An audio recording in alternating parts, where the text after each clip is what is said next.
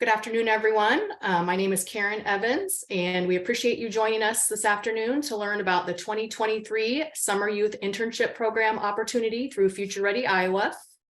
If you have previously applied for or been awarded a Summer Youth Internship Grant through Future Ready Iowa, we would like to point out that this opportunity has some pretty substantial changes, so we do ask that you pay attention to all of the changes.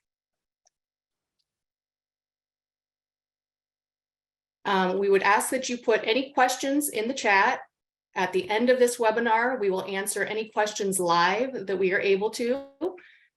We will then take the questions and answers that we haven't been able to answer, and we'll upload them to the Future Ready Iowa website with complete questions and answers. We are also recording this webinar, and we will provide the slideshow that you're viewing right now as well. So those will all be on our Future Ready Iowa website. Give us a couple days, probably by the end of the week, that will all be uploaded for you. So our agenda for this afternoon, we will do introductions. We will have a grant overview. We will explain the partnership with Workforce Innovation and Opportunity Act, WIOA, and the Title I Youth Program Partnership. We're going to go over the requirements for successful applicants. We do want to make sure everyone is aware of what those requirements are because they have changed from previous years. So before you apply, we want to make sure you understand what you're getting yourself into if you're awarded. We will share the iowagrants.gov.video. Patrick will then go over the application process in Iowa Grants, and then we'll follow up with the Q&A at the end.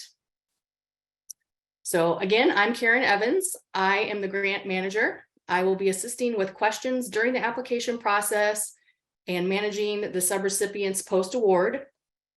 We also have Patrick Rice with us today. Patrick is the grant administrator. He will assist with the application process in Iowa Grants and is responsible for the application review process. We have Ashley Sinwell with us. She is, sorry, not Ashley Sinwell.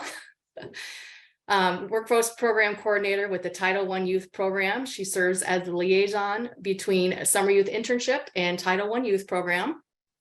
We have Steve Rader, who is our new grant accountant. Steve will be reviewing procurement policies and submitted expenses for validity, and he also performs audits. We also have Brooke Axiotis joining us today from our legal department. So Future Ready Iowa Summer Youth Internship Program, where do you apply? iowagrants.gov. Applications did open yesterday in Iowa Grants, and the deadline for submitting your application is noon on Tuesday, February 28th. We will go over the Iowa Grants site in general at the end of this webinar. If you have questions related to Iowa Grants, those should be forwarded to Patrick Rice. So the grant intent for the Summer Youth Internship Program is to provide high school students and youth between the ages of 14 and 24 internship opportunities that allow youth to explore and prepare for high demand careers, gain work experience, and develop personal attributes necessary to succeed in the workplace. If you have applied for one of our grants in the past, you may note that it used to be the age was 14 to 21. We have expanded the age group this year to include up to age 24. So who is our target audience? We are looking for the participants to be high school youth who are at risk of not graduating, youth who are from low-income households, youth who are from communities underrepresented in the Iowa workforce, youth who otherwise face barriers to success and upward mobility in the labor market, and youth who are co-enrolled in the WIOA Title I Youth Program. That is a new piece to this year's opportunity, and we will get into that a little bit more here shortly. So who are eligible applicants?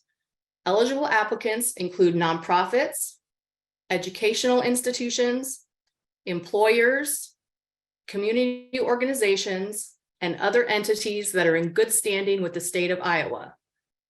Applicants are strongly encouraged to co-enroll Summer Youth Internship participants with the Workforce Innovation and Opportunity Act Title I youth program in their local area.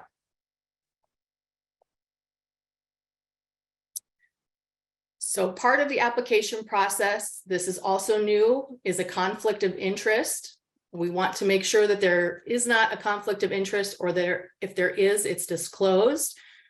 Applicants will be required to disclose in their application if any conflicts of interest exist.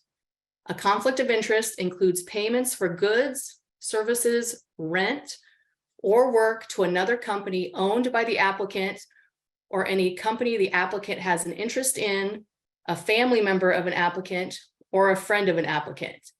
Conflicts of interest can be real, perceived, potential, or apparent. So at the beginning of the application process, there will be a risk assessment section.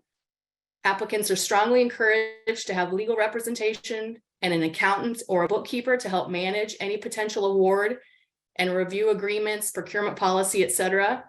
This section of the application will also cover conflicts of interest. So this is new from previous years. Performance measures. When you're filling out your application, we are looking for all applications to include performance measures that logically connect a project's goals with the proposed activities. Some of these include the number of youth served, the number of participants facing barriers related to their priorities, success stories that involve the development of career pathways with a link to post-secondary education or training, program innovations, credentials or certifications attained by youth participants, program elements, attendance and completion, partnership, and activities. So we can't stress enough to please be sure you review Appendix A, which is the application guidance. It will give you examples of the specific information your application should contain. Areas covered are design narrative, the performance measures, which I just outlined, your organization's capability, and the requirements for your budget summary and narrative. You will want to be as specific as possible in your budget narrative. The more detailed information you provide, the easier job the reviewers will have in determining if your project meets the intent of this opportunity. Please also make sure you review Appendix C, which is the scoring rubric. This is the rubric the reviewers will be using, and it tells you exactly what information they will be looking for as they review your application. So you'll also want to make sure in the notice of funding opportunity that you review all of the definitions. What is a high demand job? IWD's definition of internship, the WIOTA Title I Youth Program definition of internship, a participant, priority funding, program coordination, and then the 3 definitions of youth. We did include the internship definitions for both IWD and WIOA Title I, and the IWD definition of youth, as well as the out-of-school youth and in-school youth. You will want to be sure you're familiar with all of these definitions as you complete your application. At this time, I'm going to turn it over to Ashley, and she will share with you some more information for Title I. Awesome. Thanks, Karen. Good afternoon, everyone. As previously mentioned, I am Ashley Sinwell, the Workforce Program Coordinator for the Title I Youth Program. These next couple of slides, I'll be giving a high-level overview of the Title I Youth Program and talking about partnership benefits to help make the connection of why we are strongly encouraging applicants to partner with local areas and co-enroll with the Title I Youth Program. So you may be asking, what is the Title I Youth Program? The Title I Youth Program is designed to prepare youth ages 14 to 24, which note, going back, that lines up with our eligible participants for this application, who face significant barriers to success for employment and or post-secondary education through strong linkages between academic and occupational learning by providing resources and support to overcome those barriers and successfully transition to self-sufficient adulthood. A lot of jargon in there for the program, but amazing highlights on that. So some further things on what Title I Youth Program is and what WIOA really encompasses. It is a landmark legislation that is designed to really strengthen and improve our nation's public workforce system and help get Americans, including youth, and those with significant barriers to employment into those high quality jobs and careers, and then help employers hire and retain skilled workers. We did include a link for more information if you wanted to do some more digging, so feel free to check that out. And the purpose of Title I is to really empower individuals with those significant barriers to maximize their employment, their economic self-sufficiency, independence, and inclusion and integration into society. All right, you can go on to the next slide.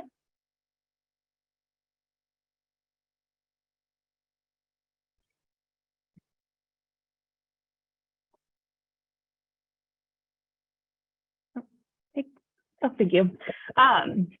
So when we look at this partnership, and in the next slide, I'll kind of talk about some things to keep in mind. To be considered for this partnership with Title I, we are asking that a proof of partnership in the form of a written partnership agreement is required. And it should be uploaded and attached to the application. And we do have a listing of local area contacts, and they'll be able to help provide with that letter and everything looks like. To see those contacts, go ahead and just refer to that notice of funding opportunity, and it'll list out by local areas and counties and who that local area contact is. And when we're really looking at this partnership agreement form, it's to provide verification that the applicant is partnering with their local area and is providing that outline of partnership and what that will look like. You will need, like we said, to upload it in there into Iowa Grants only if you have a plan to co-enroll participants. Perfect. So let's talk about some of the partnership benefits. By partnering with Title I, applicants are able to identify the participants most in need and those who meet the intended target audience to be served by the grant. Partnership will may also allow participants to use funding, which we'll talk about later in our presentation here today, to cover the cost of items that aren't allowed to be reimbursed through the Summer Youth Internship Program grant funds. So you'll just want to make sure that through discussion and talks with your local areas that you're able to see, you know, all allowable costs, because it does vary by local area. The applicant will save time by not having to recruit participants potentially, depending on what that co-enrollment looks like. There might be that pot of people to help serve already. And other benefits of partnership include continuing that support for those youth to achieve their employment and education goals within the WIOA Title I Youth Program after the Future Ready Iowa Summer Youth Internship concludes. Instead of just serving them through that internship, we may be able to continue on and support them through their whole path of employment, post-secondary education, so on and so forth. So now before we turn it back over, just some things I want everyone to keep in mind about this possible partnership of co-enrollment. You know, while we are strongly encouraging applicants to partner and co-enroll, it is up to the discretion of the local area to determine if the participants that the applicants are wanting to serve will actually be eligible for the Title I youth services. So we strongly encourage, you know, reaching out and having those discussions and talking about what that would look like to really determine if it would be mutually beneficial and both sides can be met to be served within this opportunity. Like we stated before, you know, the target audience, exactly identical when we're looking at the Summer Youth Internship Program as well as Title I. So we're wanting to continue to build those strong partnerships and serve youth throughout their whole journey. And then the last little thing I want everyone to kind of keep in mind, within the Title I Youth Program, we have a large focus on serving our out-of-school youth. So, you know, through those discussions and talks, you want to make sure, you know, that it works out for those populations to be served. So if you are solely targeting that in-school youth population, which we do have the definitions in the NOFO, definitely look at that. And that might not be a great partnership for this opportunity, but hopefully, you know, you're building that relationship to see what we can do to partner down the line outside of this amazing opportunity. All right, I'm going to pop up. All right, thank you, Ashley. So for this award, we have a total of $379,000 available. The source of funds is the Summer Youth Intern Pilot Program appropriated by the state of Iowa under legislature under House File 2564. Program authority can be found in Iowa Code Section 84A and 12. And there is not a minimum or a maximum amount for your award. So you decide what your program needs, you apply for that set amount. Award information. IWD anticipates awarding grants to multiple applicants. Grant awards may vary in amounts as determined by the scope of the project. Funding decisions are made as funding is available, and IWD is not obligated to provide the maximum grant amount requested. IWD will seek to maximize grant awards to those programs which demonstrate the most significant programming and project responses, and for those projects that indicate the possibility of the most significant community impacts. And again, we are looking for high demand jobs, so that plays into it as well. Priority funding will be given to applicants co-enrolling summer youth internship applicants with their local WIOA Title I youth program. And just as a reminder, I know I just said it, but we have a total of $379,000 in available funding. Just to give you an idea, the project period is a minimum of 6 weeks within the time frame below. So the start date is May 1, 2023. The end date is August 25th, 2023. The estimated award period is April 1, 2023 through August 25th. Sorry. While the project period begins May 1, successful applicants may start purchasing supplies, materials, training resources, beginning April 1, which is the start of the award period. Only costs incurred within the award period would be eligible for reimbursement. Participant wages would only be eligible for reimbursement if they fall within the project period. So what type of award is this? IWD will pay out grant funds to successful applicants on a monthly reimbursement basis after receipt of completed monthly project reports. Advance payments will not be allowed. The cost must be incurred within the award period. Participant wages are reimbursable within the project period. There is no cost sharing or matching amount for this award. Applicants are strongly encouraged to have legal representation and an accountant or bookkeeper to help manage any potential award and review agreements, procurement policy, etc. So we can't stress that last bullet enough. We have found with our previous awards that some applicants may not fully understand the MOU agreement terms or the reporting requirements. It's very important that you understand the agreement you are entering into if awarded. For anyone that has joined this webinar as a grant writer, we would also ask that you make sure and share the reporting requirements and the SAM.gov and all of the other requirements with the person that would actually be managing the grant. Make sure that they're aware of what the requirements would be of them if they are awarded. So use of grant funds. What can award funds be used for? So for IWD's grant funds, they can be used for participant wages, net wages only. Participants are required to be paid a minimum of $12 per hour. Participants are required to fill out W-2 forms. We will not accept W-9s or any independent contractors. Award funds may also be used for participant compensation as a result of completing the program, paid as reportable net wages. Think of that as a completion bonus. Grant funds can be used for training resources, curriculum, internet access, and software. Program supplies and materials, less than $5,000 per category, which includes uniforms, computers, books, tools, consumable items.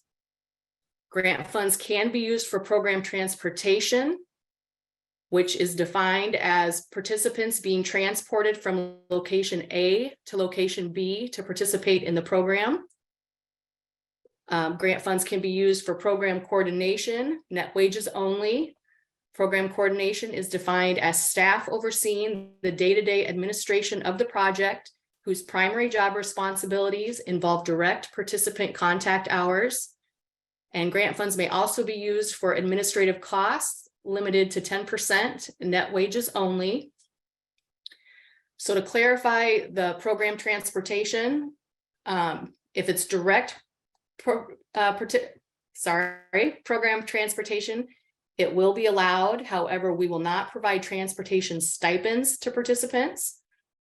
So what is the difference between program transportation and providing transportation stipends? Program transportation is an allowable cost if the transportation occurs as part of the program. For example, participants being transported from location A to location B to participate in the program.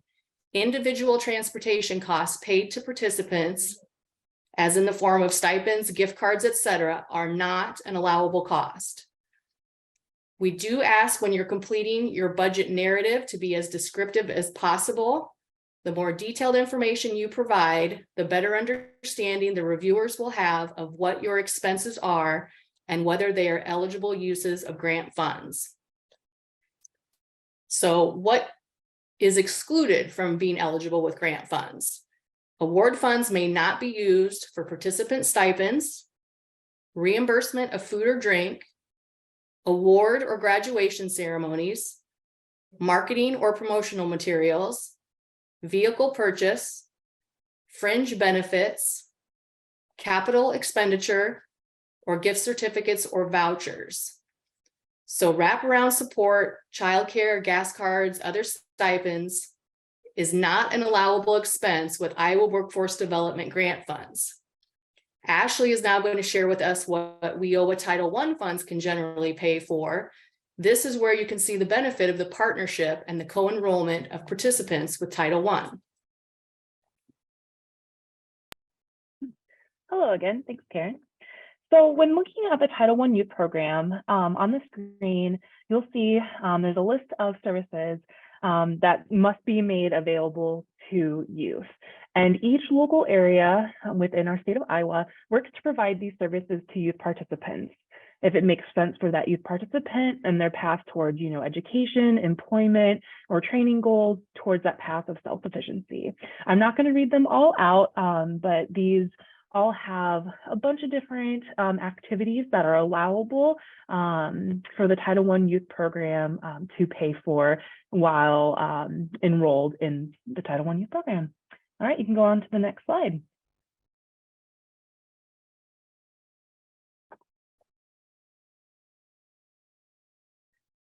So we wanted to highlight one of those areas of supportive services and detail them a little bit further just to kind of see and do a deeper dive of what is available. So when we're looking at just supportive services that are available to youth, there is quite the listing again, and I'll go through and give some examples of what each category has. But please note that each local area sets their own policy for limits for each of these categories. So it's very important that you work through discussion and determining if you are wanting to co-enroll and have a partnership to see, what that further funding and eligibility requirements look like. The first one is youth incentive payments. These are any payments for youth participants for achievement directly tied to any training activities and learning activities through the program that they're enrolled in. We have stipends, and these can be funds used to assist a youth participant with additional or subsistent cost incurred from any of those previous services that we must be made available to youth on the last slide. We can provide dependent care, payment for dependent care or child care from licensed daycare providers or from private sources agreed upon by the participant and the Title I service provider. Transportation assistance, the cost of transportation necessary for a participant to participate in any activities and services within Title I, including job interviews. Healthcare, healthcare assistance and referrals for participants when lack of assistance will affect their ability to obtain or maintain employment. Any clothing, payment for items such as clothes and shoes that are necessary for participation in Title I activities, such as interviewing, employment, work experiences. Tools can also potentially be an allowable source. Financial assistance could be payment to a service provider or vendor on behalf of that participant. Unmet needs can also include housing assistance, miscellaneous services, funds towards bonding, occupational requirement, legal aid, or additional allowable costs as detailed in local policies. You'll see that come up a lot, is further defined by local policies and information. This is just a high-level overview of all of these that we have. Services for individuals with disabilities, any special services, supplies, equipment, and tools necessary to enable a participant with a disability to participate in training. Supported employment and training, payments to provide individuals requiring any individualized assistance with any one-on-one instruction, to help them complete any skills training, to retain competitive employment, any educational testing for application fees and the like, educational assistance, any assistance potentially with books, fees, school supplies, and any other necessary items to help with post-secondary education. And then the last one we have is needs-related payments. And these are any assistance payments that need to be made directly to participants to provide for the purpose of enabling them to participate in training activities. So like I said, there's a long listing, but it will vary by local area, the amounts and further requirements within. So just make sure that you have those discussions with your local area contacts and partners. All right, Karen, I'll go back to you. Thank you, Ashley. So the procurement policy is a requirement if you're awarded. So all successful applicants will be required to provide a copy of their procurement policy to IWD along with the return of their executed agreement.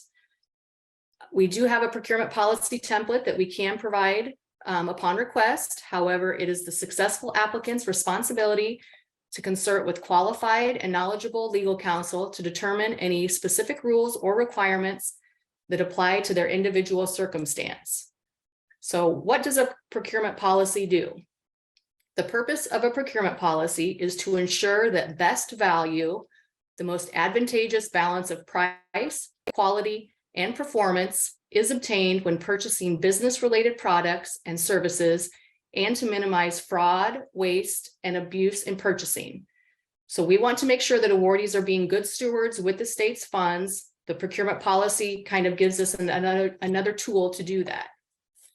So we're just going to go over the basics of a procurement policy. It should outline the following purchases: micro purchases, which are the purchase of supplies or services under $10,000. Small purchases, which are purchases of supplies or services over $10,000, but under $250,000, and purchases of $250,000 or over. So this procurement policy will apply to successful applicants only, but we want to make sure that you understand the requirements in case your project is awarded. When making purchases using grant funds, you will want to ensure that you are in compliance with the terms of your organization's procurement policy. Steve, our grant accountant, who I introduced earlier, will be reviewing the organization's procurement policy and ensuring it was followed with regard to any purchases made using grant funds. If your procurement policy wasn't followed, then those items would not be eligible for reimbursement. Another requirement that is new this year is the SAM.gov registration and activation. All awarded applicants will be required to have an active SAM.gov unique code. This is previously the DUNS number. If you do not have a SAM.gov code, you will be required to register and activate the code before your agreement will be fully executed. Please visit SAM.gov for more information. So this is a new requirement for IWD grants. All successful applicants for all IWD grants will be required to have an active SAM.gov unique code. There was a delay at one time for getting these because so many people were trying to register. So if your organization does not have a SAM.gov and you are applying, I would highly recommend you go ahead and get that registration started so that if you are awarded, You can have that on file. We cannot pay out any grant funds until we have an active SAM.gov registration code. So monthly project reports, if awarded, we will be using Iowa Grants or another online grant management program for subrecipients to submit monthly and final project reports. So if awarded, upon submission of the first monthly project report and reimbursement request, successful applicants will be required to provide the following reporting information. So if your project is awarded, be aware that the very first month, you need to provide this information. Documentation substantiating the ages of all participants. This could be a school ID, a driver's license, I-9 form, birth certificate, passport, etc. We also need an executed application/agreement between the employer and the participant showing the agreed upon hourly rate, work hours, and job duties. These reporting requirements are different than what we've done in the previous year, so please be sure you are aware of the reporting requirements if you are awarded grant funds. This goes back to the grant writers again. If you're writing the grant and then it gets handed over to somebody else, please make sure all of these reporting requirements are communicated to whoever will be actually managing the potential award. So the slide we just went over was that first report. We need that information. We also need monthly project reports. So anytime you request grant reimbursements, successful applicants will also submit monthly reports documenting the progress of the project and the financial status of the grant. Those reports need to include the service resource costs for program participants, timesheets for all staff receiving wages from program funding, describing the hours spent working with youth and the services and training provided. They need to report the number of youth served, the name and address of the youth served, the remaining available grant funds, specifically those unavailable to provide support for internship programs. Monthly progress reports must be submitted and approved prior to the approval of monthly reimbursements. No funds will be dispersed until a monthly project report is reviewed and approved. That's also different than previous years, so we just want to make sure everybody understands that. So for reimbursement requests, IWD will be using Iowa Grants or another online grant management program for subrecipients to submit reimbursement requests. IWD will require the following support for all expenses submitted for reimbursement: a receipt or an invoice with the name of the vendor, the organization's name, date that falls within the award period, and a description of goods or services provided. We also require proof of payment that includes the name of the vendor, the organization's name, the amount that matches the receipt or invoice, and proof of payment.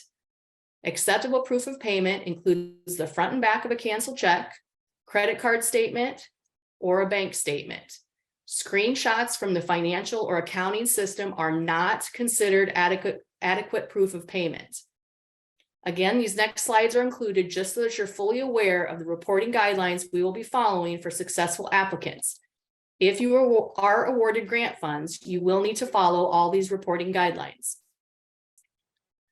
For, again, reimbursement requests, if you're providing support for wages, we will require timesheets for the applicable pay period within the award period that include the employee ID and name, total hours worked, signature from the employee and person approving the timesheet, and a payroll register that matches the timesheet and shows the pay rate.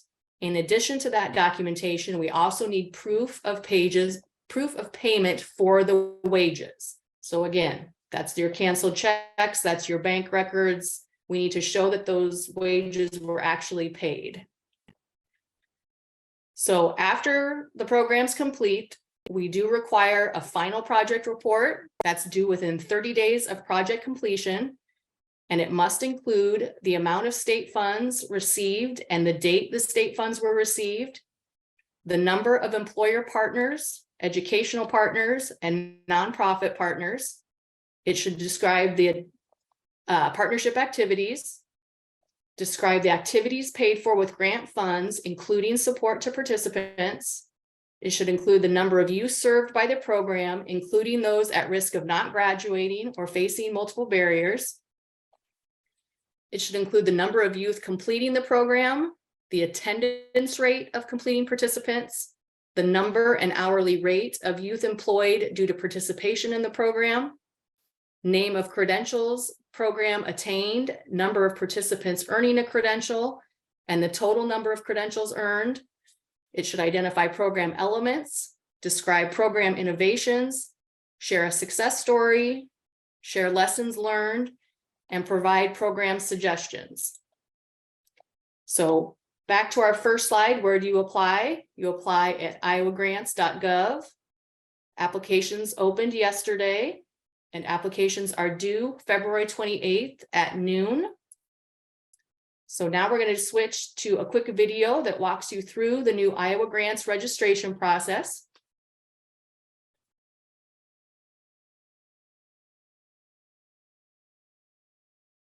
Sorry, bear with me.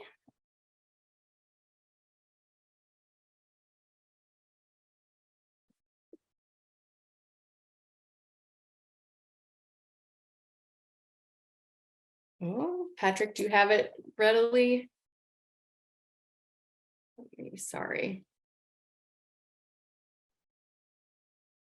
Yeah, I have it pulled up, but I did not test my audio, so I can't guarantee that my audio will improve. Let me see if I might have it now. Sorry. Yep, I've got it.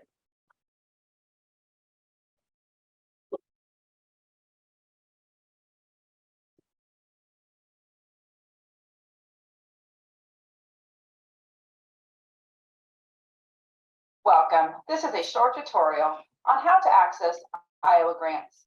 First, go ahead and navigate to iowagrants.gov. Once you get to iowagrants.gov, go ahead and click on the blue button that states click here to access single sign-on tool. Now, at this time, I just want to give you a friendly reminder, do not use the box enter your user ID and password or the yellow button that says click here to register. Please ignore those two items on this page. So I'm going to go ahead and click here to access my single sign-on tool. Now you have accessed the single sign-on page. Now, if you do not have an account, go ahead and click sign up at the bottom. Notice where it says do not have an account, click sign up. Go ahead and click sign up. Go ahead and enter your first name. I'm going to go ahead and demonstrate a trainer account today. And enter in your last name. Go ahead and put in an email address. This could be any email address, the email address that you have access to. I'm going to go ahead and put a trainer account in here, a valid email address. So once you have the first name, last name, and email in the appropriate boxes, go ahead and click sign up. Now, this following screen will not appear for most of you. However, some of you may realize or may not realize that you have currently an id.iowa.gov account already set up using some of our other state of Iowa applications. How will you know if you have an account set up? You would get an error message much like this. It says a user with this email already exists. So if you receive this error, no worries, go back and click on already have an account. Go ahead and use that same email address that you just typed in and click next. And then you would be asked to enter in your password and continue on to the dashboard.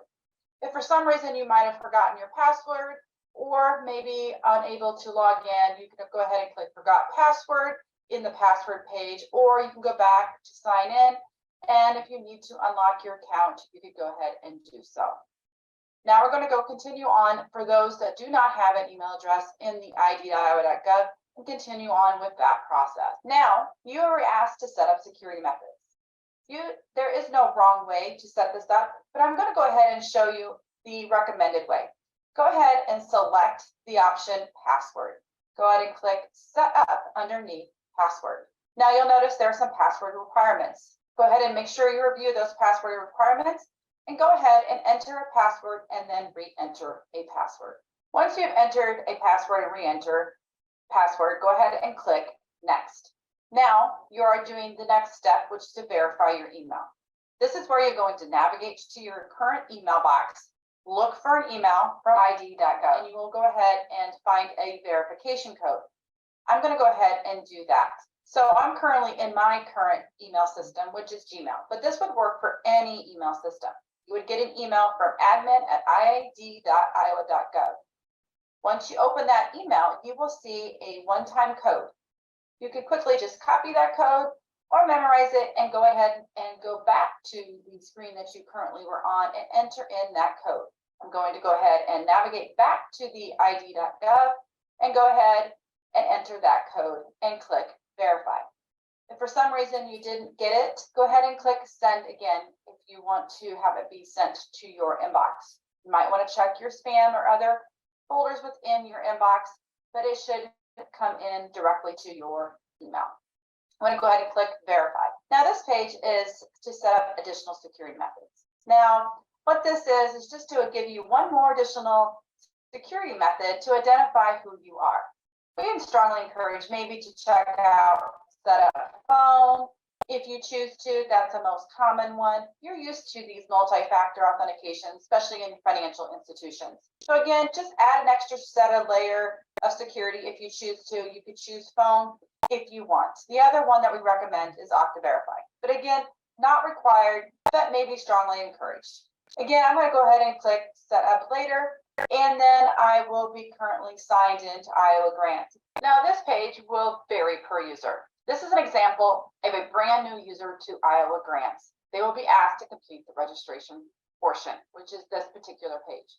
However, some of you will fall under the bucket of actually already having an Iowa Grants account and will be prompted to a brand new page, which will get you directly where you need to go. Before I end this video, I strongly encourage you to check out the resources below in the description to learn more on how to get signed into Iowa Grants.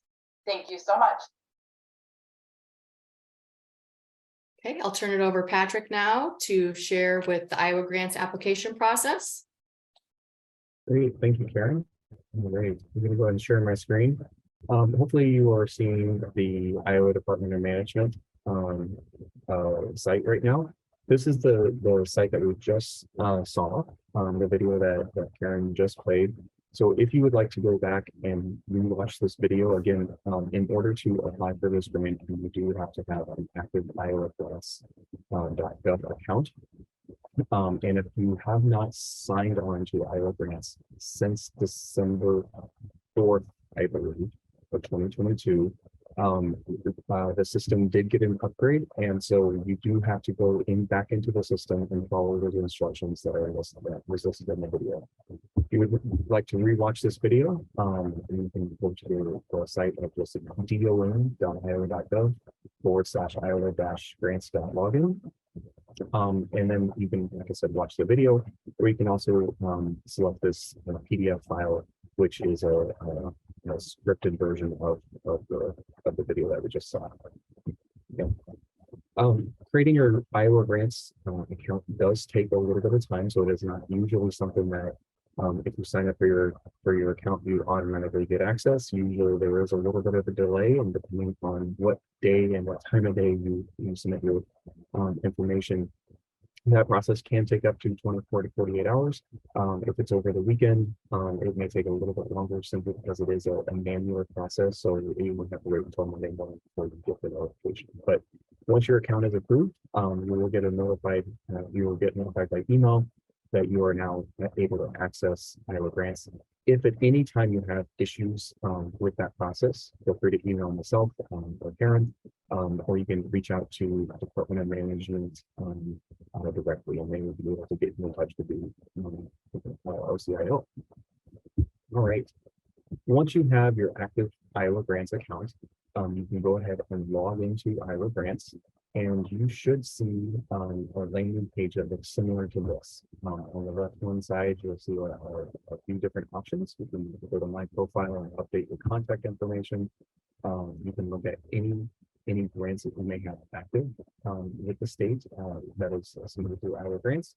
You can also research any applications that you may have started, but you're going to be looking for funding opportunities. You can see that bar is highlighted on the screen already. And then once you're in funding opportunities, this gives you a list of all posted / active grants in for the state of Iowa in Iowa grants. Okay, you'll see my account has a lot of testing in there. You won't see those, you'll only see the green posted. On the right hand side, you'll see search. So you would like to go and type in summer for Summer Youth Internship Program. You can type in future. You can type in. I would suggest not typing in Iowa because there's a lot of grants that might have Iowa in the title. So use a unique identifier such as summer, and that will automatically pull up Summer Youth Internship. You can see that it's posted. So I'm going to go ahead and select this grant opportunity, this funding opportunity. It'll take you to the notice of funding opportunity. Now, this is an abbreviated version of it. So you can see just some general information about when the application deadline is, which is again February 28th at noon. You can see the project dates are listed May 1 through August 25th of 2023. You can see my contact information here. Again, if you have questions specifically about all the grants, you can reach out to me. If you have specific questions about the grant award, those would be either directed to Ashley or to Karen. Again, this is the abbreveated version of the notice of funding opportunities. So you can see again the application deadline. You can see that we're currently in the webinar now. If you would like more information, you can go to eligibility.iowa.gov. And then again, just some abbreviated information about the grant award. As you scroll down through the notice of funding opportunity, again, highlighting these dates, May 1st of 2023 to August 25th of 2023 are the project period dates. The award period is from April 1 through August 25th. So those are two different dates, so just be aware of that. But you'll notice that there are different attachments down below. If you would like to view the entire notice of funding opportunity, there's this first attachment. You can just select this link and download that document as a PDF. You can also download individual appendices. The application guidance will give you specific information about what the application entails. FAQs, frequently asked questions document, that would be a great one for if you do have some questions, maybe check that first, because this document does have quite a few different questions that that might answer the questions that you have. And then Appendix C is the scoring rubric. This is an important document to be aware of, because these are the requirements that we're going to be looking for when we're scoring your application. So if you have questions of what should I include in this section and you're not quite sure, you can refer back to Appendix C, and that scoring rubric hopefully will give you enough information to help guide you through what requirements what we're asking for in the application. Okay. So now that I've read the full notice of funding opportunity, I've looked through the different appendices, and I am ready to start my application. I scroll back to the top and I select this large green button that says Start New Application. When I select Start New Application, it will pull up a generalized screen of just saying, please give us an application title. Please tell us what your organization name and who the name of the main contact is. That's going to be just 3 or 4 very simple questions to answer. And then once you start that, your application has begun. Once you start your application and you go back into the screen, you can see that the application is going to be listed and highlighted here. I'm currently in an editing status for my new application, and my application number is 495879. So if I want to go back into my application, I just select that bar, and that will take me to the components of the application that I have started. So you can see that my application, again, my application number, the title of my application, and then just the general information that has been filled in already. Okay, we have the minority impact statement. We have the cover sheet of just who are the official individuals and the legal name of your organization. If you have a different person in your business office that we're going to be contacting on the reimbursement side, that's where you list all this information. And then you can see that there's a generalized Summer Youth Internship application form, but I can't answer anything. This is just the information of the application. When you want to actually start filling out your application, you click the green button at the top again on the left-hand corner that says Edit Application. And once you edit your application, it'll open up this field up with different sections of the application itself. Again, general information is just your title, your main contact, and the organization you belong to. Minority impact statement is a generalized state form that asks three simple questions of, or three questions of how your program might impact minorities negatively, not at all, positively. The cover sheet information, again, that is just the contact information that we are asking for. So the official name of your organization, the fiscal contact in your business office if you have one, and just who is that main contact that we're going to be asking for or contacting. The next 4 sections are specific to the Summer Youth Internship Program. So when you click SYI, Summer Youth Internship Application Form, that will open up the application form itself. You can see that now you can see it's going to my legal name of organization, sam.gov, grant assessment questions. If I want to start editing this, again, I click the green button that says Edit Form, and that will open up all these different fields that I'm able to enter information for. If the text is red, this is something to pay attention to. If the text is red, that is a required field. So I will not be able to submit my application without listing the legal organization name.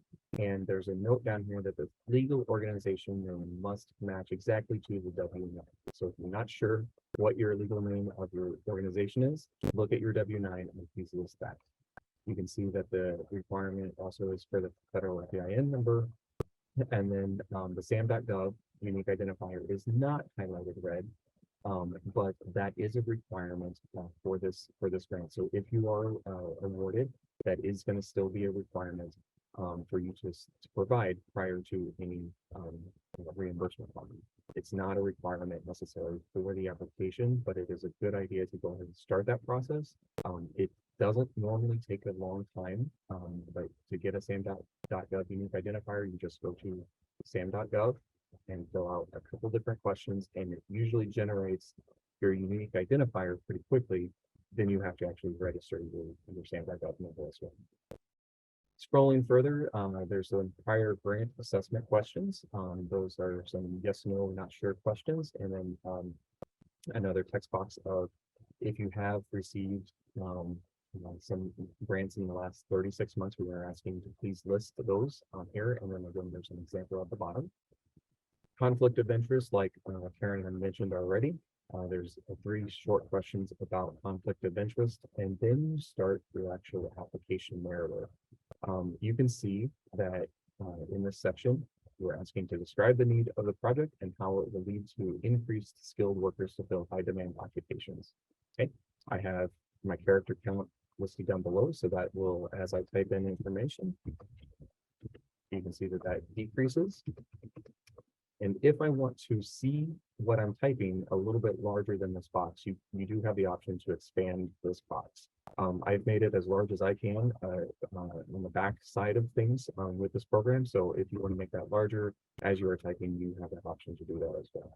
You just keep scrolling through and typing in the different information in the different sections. You can see that with the character counts, if we're asking for 3,500 characters, you do not have to list exactly 3,500 characters, but it might be a good indicator that we might be looking for more than a one sentence response in these sections. So use that scoring rubric, put some thought into this application, and give us as much detail as possible.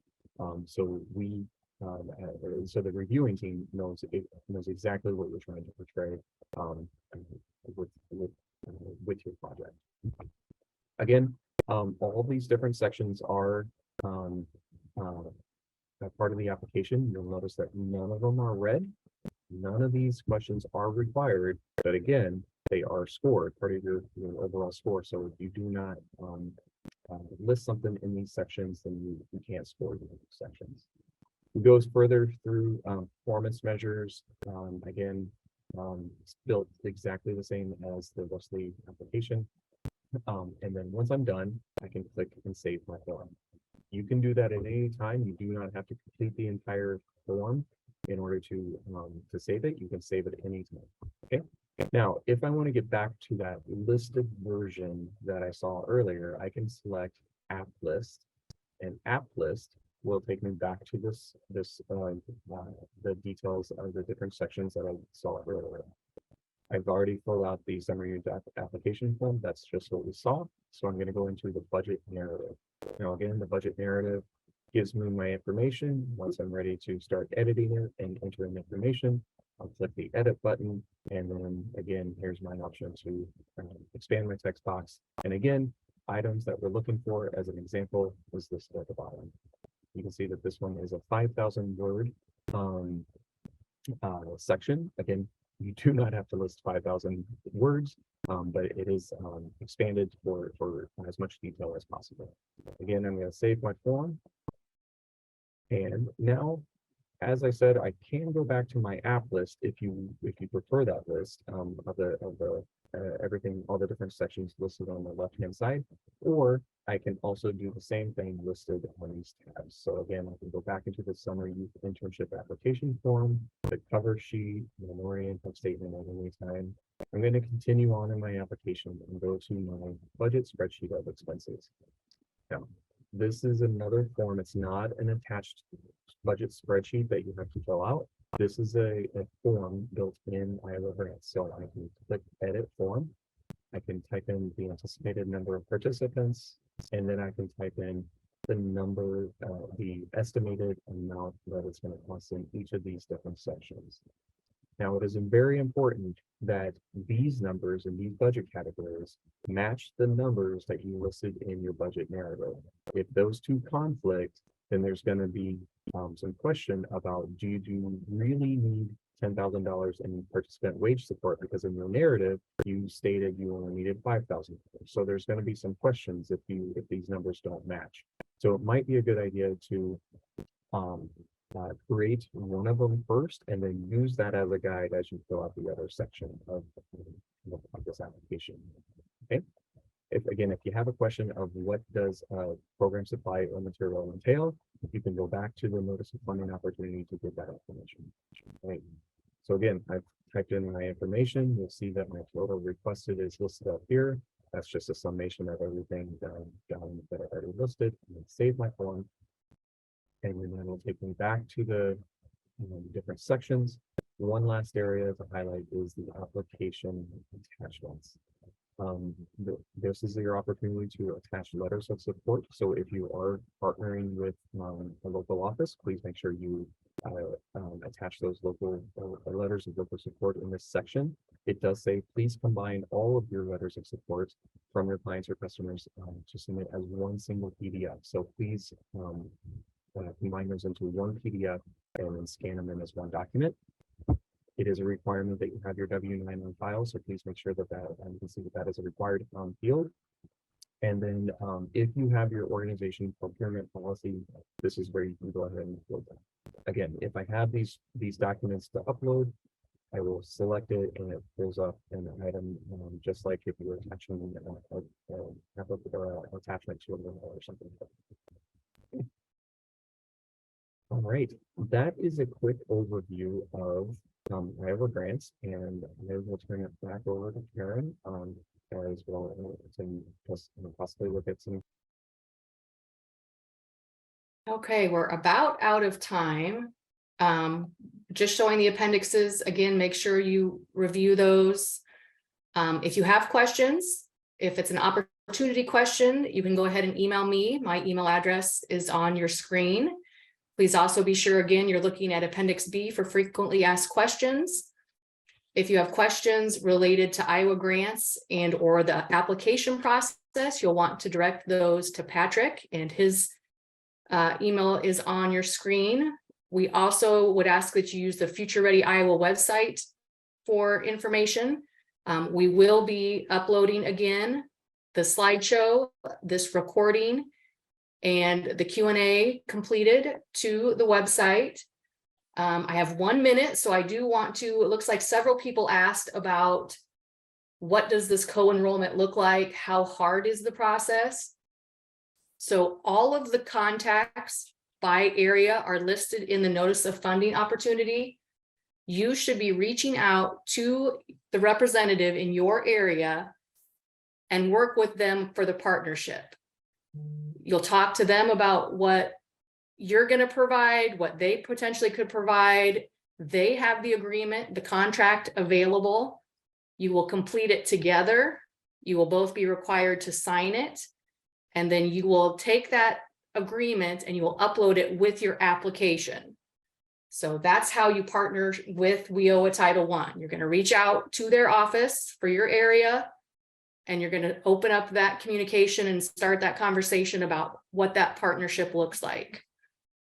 So we are out of time. I apologize that we didn't get to answer more questions. We will get all of these questions answered and uploaded to our website. We will also send everything via email to anybody that is registered for this webinar today. So you should get that in your email. And we thank you very much for joining us and learning about this opportunity.